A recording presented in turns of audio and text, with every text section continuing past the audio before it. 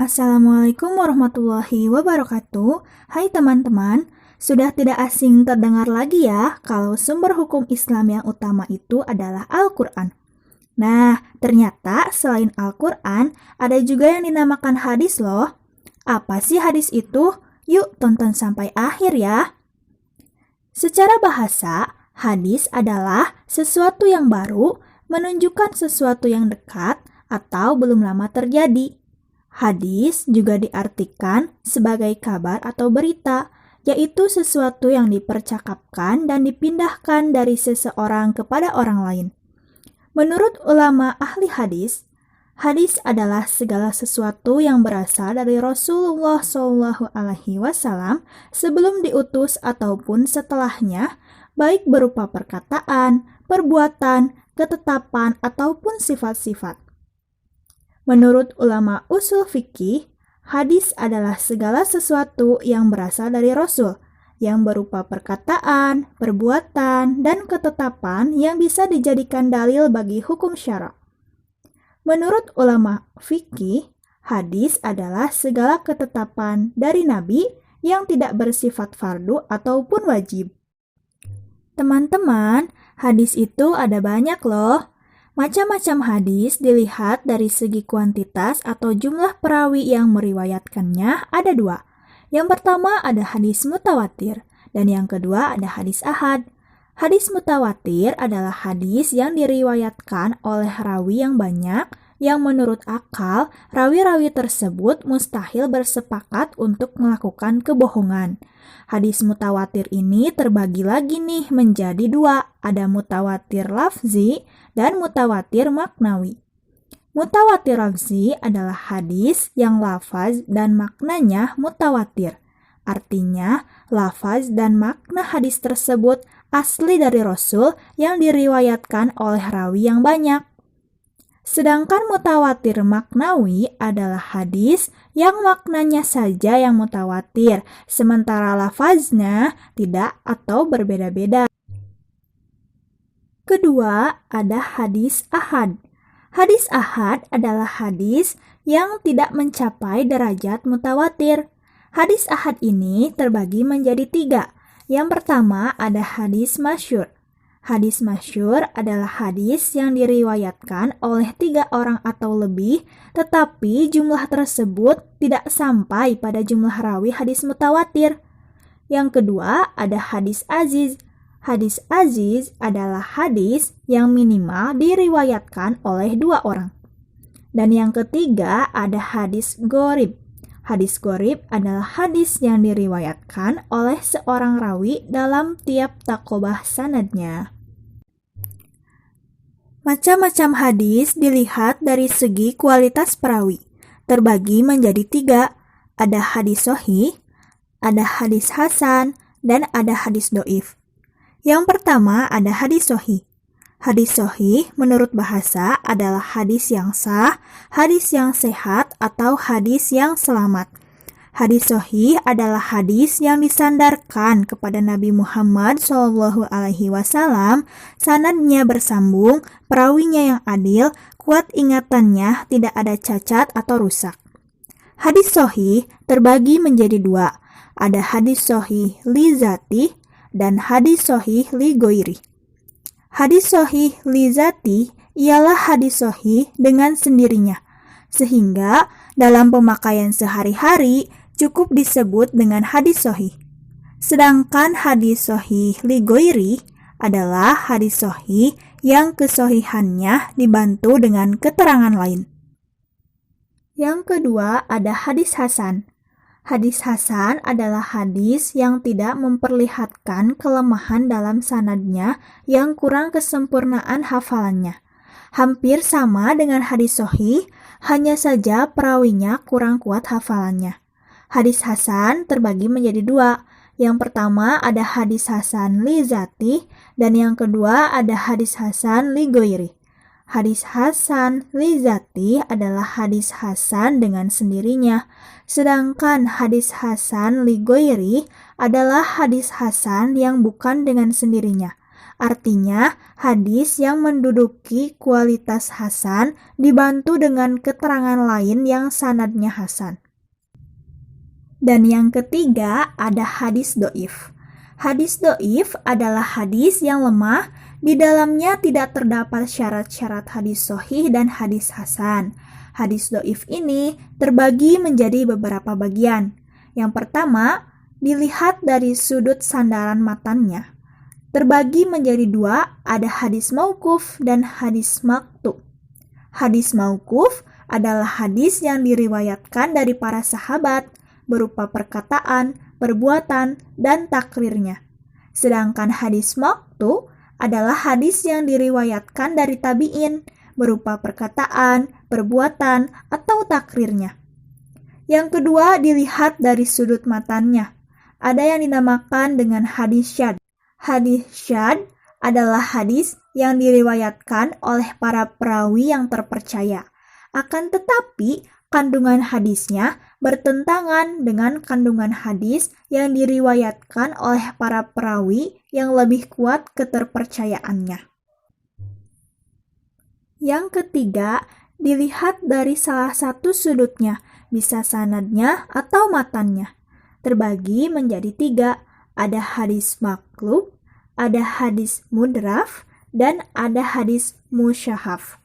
Hadis maqlub adalah hadis yang terjadi mukhalafah atau menyalahkan hadis lain disebabkan mendahulukan dan mengakhirkan.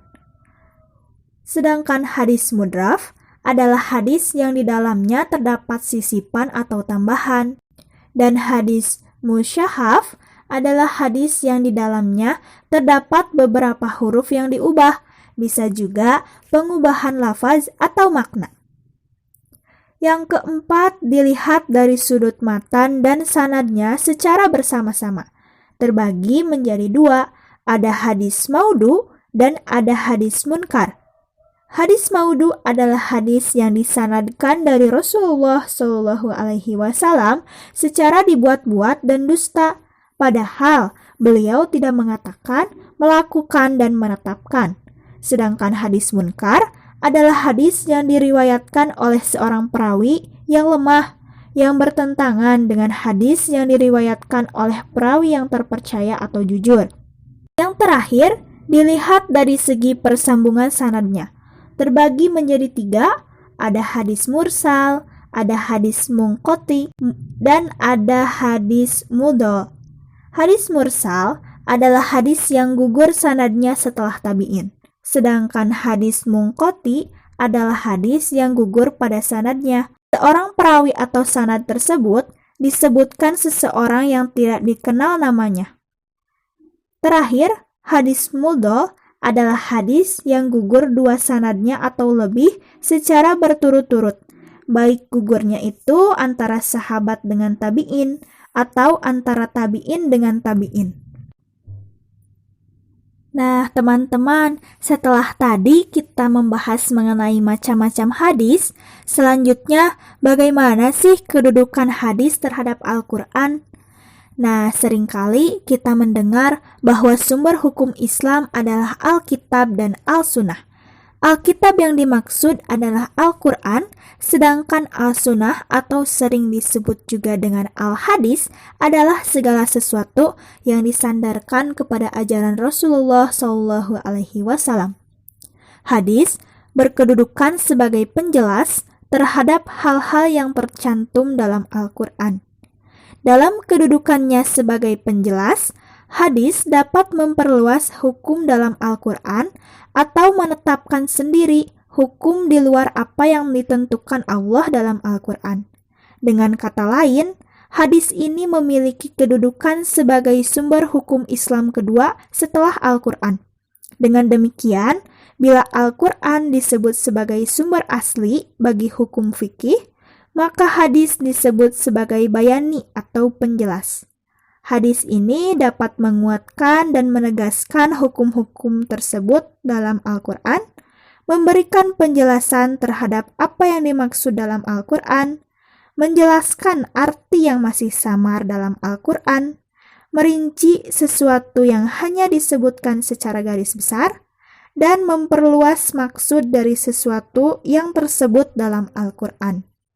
Tadi kita sudah membahas pengertian hadis, ada macam-macam hadis, kedudukan hadis terhadap Al-Quran. Nah, sekarang ada sejarah penulisan hadis. Nah, ternyata sejarah penulisan hadis ini lumayan panjang juga loh teman-teman. Ada 7 periode. Hadis pada periode pertama. Al-Sunnah diturunkan semenjak Nabi Muhammad SAW diangkat menjadi Rasul. Mulai saat itu pula, para sahabat menerima pengajaran dari Rasul tentang Al-Sunnah sampai Rasul wafat. Pada masa Rasulullah, Al-Sunnah belum dibukukan secara resmi, sama halnya dengan Al-Quran. Pada waktu itu, Al-Sunnah hanya berada di hafalan-hafalan para sahabat yang kemudian mereka transfer kepada orang-orang yang hidup setelah mereka, atau orang-orang itu disebut juga sebagai tabi'in. Hadis pada periode kedua. Pada masa Khalifah Abu Bakar Asy-Syiddiq dan Umar bin Khattab, hadis tidak begitu berkembang. Hal tersebut dikarenakan dalam setiap khutbahnya, kedua khalifah selalu menganjurkan kepada seluruh sahabat untuk lebih mengutamakan Al-Quran, sementara Al-Sunnah dijadikan nomor 2. Pada masa Khalifah Utsman bin Affan, para sahabat menyebar ke berbagai wilayah, maka sunnah pun mulai menyebar luas. Pada saat itu juga hadis mulai dikumpulkan. Karena para sahabat mulai banyak yang wafat dan para sahabat kecil mengambil inisiatif untuk mengumpulkannya. Keadaan ini berjalan sampai masa Khalifah Ali bin Abi Thalib. Hadis pada periode ketiga. Pada masa ini, periwayatan hadis berkembang pesat. Hal ini disebabkan karena para sahabat yang meriwayatkan hadis secara besar-besaran sudah tiada. Selain itu, wilayah kekuasaan Islam setelah Rasulullah wafat juga semakin meluas, sehingga pengajaran Al-Quran dan Al-Sunnah pun berlangsung di setiap wilayah hingga dapat melahirkan rawi-rawi hadis. Pada masa ini, banyak sekali ulama yang mengadakan perlawatan atau rihlah dalam rangka mencari hadis. Mereka menghabiskan waktu yang sangat lama hanya untuk mendengarkan suatu hadis atau untuk menemui seorang sahabat dan mengambil beberapa hadis darinya. Mereka berangkat dari suatu negeri ke negeri lain dengan tujuan untuk mengumpulkan hadis Nabi. Hadis pada periode keempat. Penulisan dan pembukuan hadis mulai dirasakan kebutuhannya ketika wilayah Islam semakin meluas. Banyaknya para sahabat yang gugur dalam berbagai peperangan dan ketika bermunculan ahli bid'ah. Khalifah Islam yang pertama kali memerintahkan untuk menulis hadis adalah Khalifah Umar ibn Abdul Aziz. Ia menyadari bahwa para rawi yang menghafal hadis semakin hari semakin berkurang. Ia juga khawatir apabila hadis Nabi tidak segera dibukukan akan lenyap dari permukaan bumi. Pada tahun 100 Hijriah, Khalifah mengirim surat perintah kepada gubernur Madinah, yaitu Abu Bakar ibn Muhammad ibn Amr, supaya membukukan hadis Rasul yang terdapat pada penghafal wanita terkenal, yaitu Amrah, seorang ahli fikih murid Aisyah, dan hadis-hadis yang terdapat pada Al-Qasim, seorang tabi'in dan ahli fikih Madinah. Ulama yang pertama kali menuliskan hadis adalah Muhammad ibn Syihab al-Zuhri. Kemudian setelahnya, banyak ulama yang mengikuti untuk menulis dan membukukan hadis. Ada 2 metode yang ditempuh oleh para ulama dalam membukukan hadis. Pertama, mengumpulkan per bab dan dalam tiap bab disebutkan hadis-hadis yang berhubungan, kemudian disatukan dalam satu kitab. Kedua, menjadikan nama-nama tiap sahabat sebagai judul, kemudian di bawahnya disebutkan hadis-hadis yang diriwayatkan oleh sahabat-sahabat tersebut. Hadis pada periode kelima. Para ulama abad ketiga Hijriah bangkit dan berupaya untuk memisahkan hadis dari qaul sahabat dan fatwa tabi'in. Pada masa ini, perkembangan periwayatan hadis semakin meluas, sehingga membuat musuh-musuh Islam semakin khawatir dan mengacau balaukan hadis. Mereka melakukan penambahan-penambahan, bahkan tak segan membuat hadis palsu.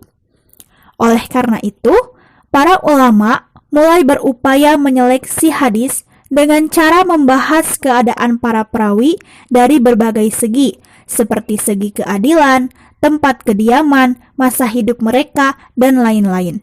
Kemudian, memisahkan hadis-hadis yang sahih dan hadis-hadis yang dhaif, yakni dengan cara melakukan tashih. Hadis pada periode ke-6. Ulama hadis pada abad kedua dan ketiga digelari mutaqaddimin, sedangkan abad keempat dan seterusnya digelari mutaakhirin. Pada akhir abad keempat, selesailah pembinaan hadis. Seluruh hadis yang diterima Nabi telah terkumpul dengan berbagai jalan dalam berbagai bentuk kitab. Maka, mulai abad kelima, masuklah hadis ke zaman membaguskan susunan kitab-kitabnya, mengumpulkan hadis-hadis dalam sebuah kitab besar, memisahkan hadis-hadis hukum dalam sebuah kitab, dan hadis-hadis targhib dalam sebuah kitab, dan masuklah kitab-kitab hadis itu ke dalam masa mensyarahkan dan masa mengikhtisarkannya. Hadis pada periode ke-7. Perkembangan hadis tidak terlepas dari peranan India dan Mesir. Banyak sekali hadis yang berkembang dengan usaha yang dilakukan oleh ulama-ulama India. Pada masa ke-7 ini, para ulama menerapkan beberapa metode terhadap kitab-kitab hadis, sehingga jumlahnya dapat begitu banyak dan dapat menjaga hadis tetap ada hingga masa sekarang.